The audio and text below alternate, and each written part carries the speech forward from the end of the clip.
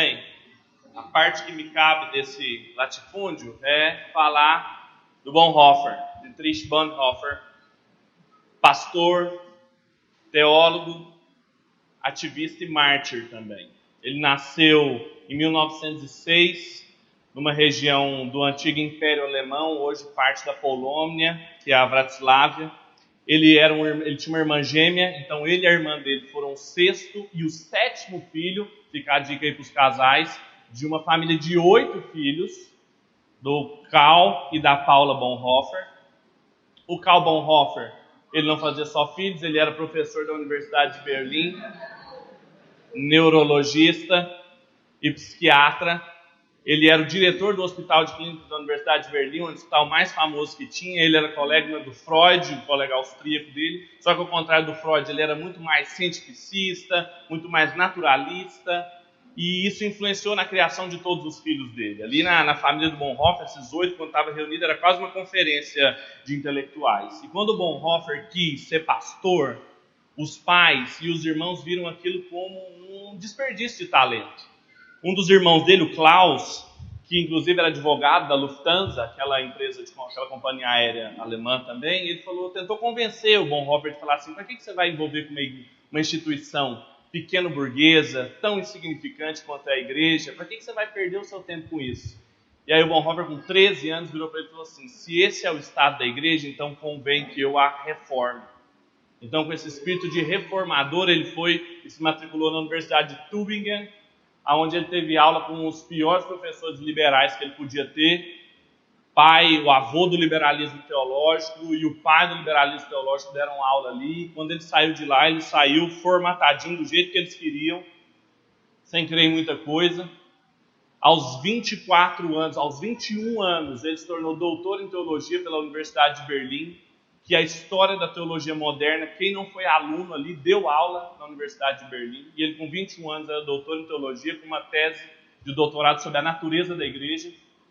Mas como ele ainda era muito novo, ele foi fazer um trabalho, um estágio ali em Barcelona, foi trabalhar com jovens, sempre gostou de trabalhar com jovens, isso é muito interessante, porque era um doutor em teologia, um cara com muito potencial, e às vezes isso é colocado no seminário, na universidade. Ele trabalhava com crianças. Sempre gostou de trabalhar com crianças e com crianças da periferia, seja em Berlim, seja nos Estados Unidos, quando ele estava, ou em Barcelona.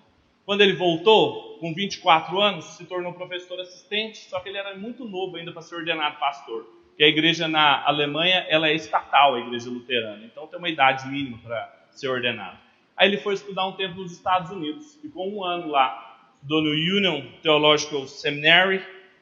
Ali ele ficou muito decepcionado com o que ele viu, um seminário onde também não se acreditava em mais nada, uma igreja morta. Só que lá ele teve uma experiência muito interessante, que ele conheceu a igreja afro-americana ali nos Estados Unidos. Ali tinha uma igreja viva, ali tinha uma igreja atuante, ele conheceu a música O Negro Spirituals, e aquilo foi relevante para a vida dele. Eu vou falar um pouquinho mais na frente.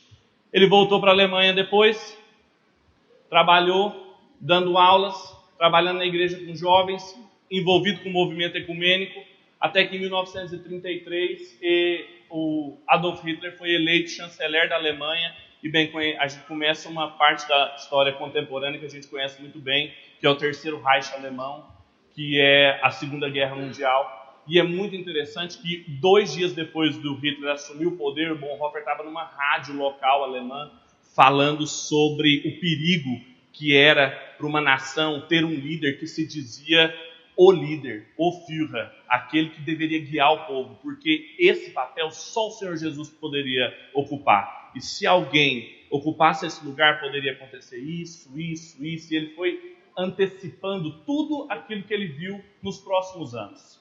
Não foi sem motivo que cortaram ele no meio do programa da rádio, e a partir de então toda a história dele foi desafiando o governo, pregando contra, mostrando que a Alemanha não podia se submeter a esse falso Deus, a esse ídolo que era o Hitler, e que eles na verdade tinham sempre que lembrar quem era o Senhor Jesus. A igreja da Alemanha vendida foi quando surgiu a chamada igreja confessante, que era uma igreja evangélica paralela à igreja evangélica oficial. Isso era muito desafiador, porque se a igreja era ligada ao Estado, uma igreja que se dizia paralela era uma igreja que não subscrevia os ditames do Estado. Fizeram uma confissão de fé chamada Confissão de Barmen, que é uma confissão que ressalta que eles só serviam e só se curvavam ao Senhor Jesus e nunca se curvariam a um líder como Hitler.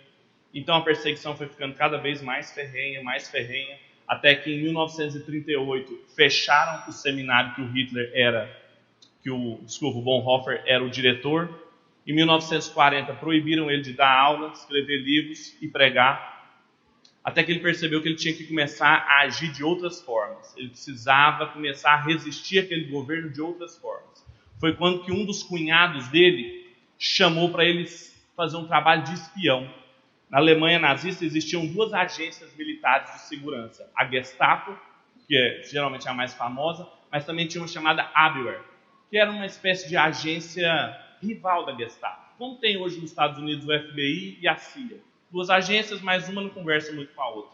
E o trabalho do Bonhoeffer era, como um falso agente, enviar informações, porque ele era um pastor que viajava muito pelos contatos ecumênicos dele, levar informações do que estava acontecendo na Alemanha, na Inglaterra, nos Estados Unidos. Foi quando, numa dessas operações, a chamada Operação 7, que eles queriam tirar 7 judeus da Alemanha e mandar para a Suíça, descobriram um déficit numa transação econômica ali, torturaram algumas pessoas até chegar no nome do Bonhoeffer, prenderam Bonhoeffer numa prisão ali em Berlim, ele ficou 1 ano e 8 meses ali preso, e ali, ainda que ele estivesse preso, como dizia o apóstolo Paulo, o evangelho não estava aprisionado, ele escreveu muito, mandou muitas cartas, recebeu muita correspondência, escreveu muito material para a gente, até que ele foi transferido para um campo de concentração e morreu enforcado em 1945, 2 semanas antes de Hitler ter o seu governo encerrado. Então, dentre muitas coisas que a gente aprende da vida dele, ele sempre foi um jovem que não se envolvia com assuntos de criança. Aos 24 era doutor, aos 27 já publicando e escrevendo e desafiando o governo. Ele sempre estava envolvido com muitas coisas, mas tem 3 aspectos na vida dele que nos chamam muito a atenção. A primeira deles é a transformação que ele teve na sua experiência com a igreja. Algo que era muito comum na Europa daquela época era alguém receber uma educação liberal, teológica liberal, e não ser crente. Ele era um pregador profissional, pregava a Bíblia, falava na igreja, discipulava jovens, mas não acreditava em nada. Quando ele foi para os Estados Unidos e conheceu uma igreja viva ali, os seus amigos da igreja afro-americana, e, dizendo ele, numa leitura do Sermão da Montanha, ele teve a experiência de conversão, depois que ele já era doutor em teologia. Isso explica muito para a gente, isso ensina muito para a gente. Que a gente tem que tomar um cuidado de não virar profissional de igreja, de não virar pregador não nascido de novo, porque a gente é muito rápido para formar obreiros, mas que ainda não tiveram essa vida cultivada de relação com Deus e principalmente de relação com a igreja. Essa transformação que o Bonhoeffer teve foi na vida dele na igreja, como o Kuyper também, alguém que a gente gosta muito, o reformador holandês. Saiu do seminário descrente e foi a igreja que converteu o pastor deles. Então fica a dica para quem está fora da igreja, que a possibilidade de você caminhar sozinho e morrer é muito grande. Então não fique sozinho, porque às vezes você está muito envolvido com outras coisas fora da igreja, achando que está servindo o Senhor Jesus muito melhor se estivesse na igreja, mas a possibilidade de estar morto é grande. Como dizia o M. Bounds, homens mortos produzem sermões mortos e sermões mortos matam. A gente tem que ter muito cuidado. Não desista da sua igreja, reforme ela, como dizia Bonhoeffer, lute por ela, mas não fique sozinho.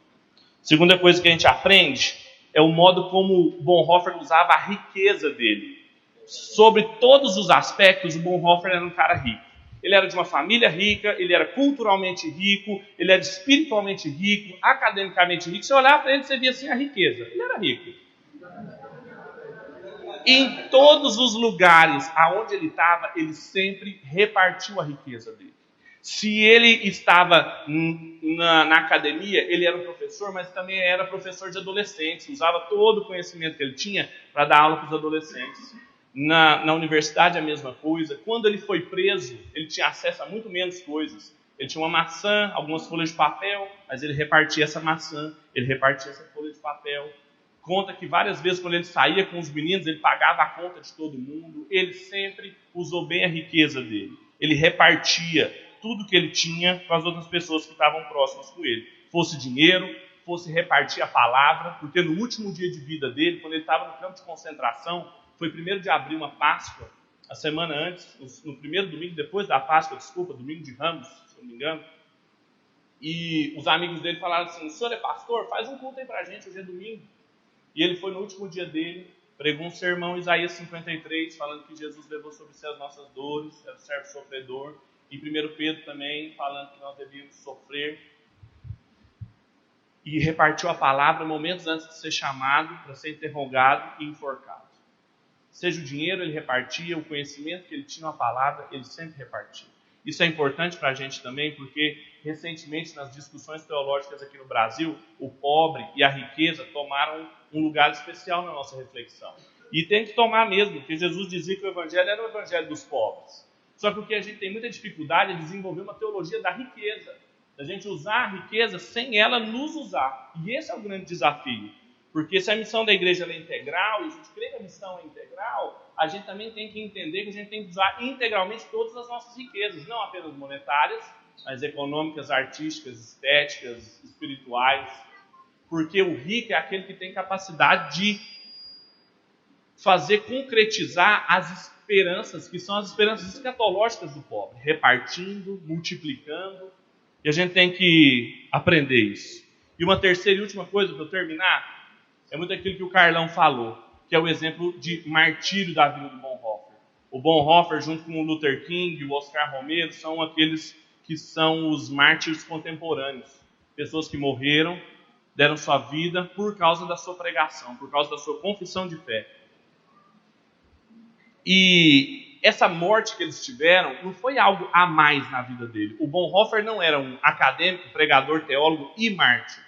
A morte foi só uma concretização de tudo aquilo que ele viveu durante toda a vida dele, e a morte dele foi o último ato ético da vida, da esperança dele. Ele morreu por tudo aquilo que ele viveu. No discipulado, no livro dele chamado O Discipulado, isso era muito evidente. Ele sempre falava da morte diária do nosso eu, mas também da implicação que pode ter uma morte última, essa nossa morte externa. E foi o que aconteceu com ele. Isso é muito evidente para nós hoje pela quantidade de mortes que nós estamos vendo de cristãos no Oriente, na África. Vimos os 21 na Síria, vimos ali no Quênia. E o nosso senso de justiça ocidental às vezes acha isso um absurdo, queremos fazer reivindicações, e aí os ativistas de direitos humanos do Facebook começam a ficar raivosos, falando que é um absurdo. Mas a gente esquece que essas pessoas morreram no pleno exercício da função deles. Não havia morte melhor do que essa que eles morreram lá. E a gente quer evitar que eles morram assim. A gente tem que entender que o que está em questão não é a morte terrível que eles tiveram decapitados ou assassinados. O que está em questão foi a vida que eles viveram. Se a gente tivesse que se revoltar com alguma morte, a gente tinha que se revoltar e protestar na internet contra aquele jovem que morreu por causa de 30 doses de vodka. Ou então por causa das pessoas que morrem nas estradas num feriado de carnaval. Se a gente quisesse colocar o nome de alguém no Facebook, a gente tinha que colocar assim, que essa foi uma morte banal, essa foi uma morte sem sentido. A deles não. A dele foi a melhor morte que a gente poderia morrer. Amém. Então, para terminar, uma última coisa. Todas as vezes que a gente entra em contato com a biografia do Bonhoeffer e desses homens, a gente pensa assim, morreram tão novos. A gente começa a se fazer algumas perguntas. Por que morreram tão novos? Por que ele morreu e deu a sua vida levando a culpa dos outros irmãos? Porque ele não deixou de denunciar ninguém quando ele foi torturado, sua família, seus amigos. Todas as perguntas que a gente faz diante da vida de um mártir, como a vida do Bonhoeffer, elas só encontram a sua resposta quando a gente transfere essas perguntas para a vida de Cristo. Por que ele morreu tão cedo? Por que ele levou as nossas culpas? E por que ele morreu pelos seus amigos? Só faz sentido a vida dele que ele viveu porque ele queria ser um imitador de Cristo e um imitador dos mais ordinários que podia ter. Então fica aí o exemplo para a gente.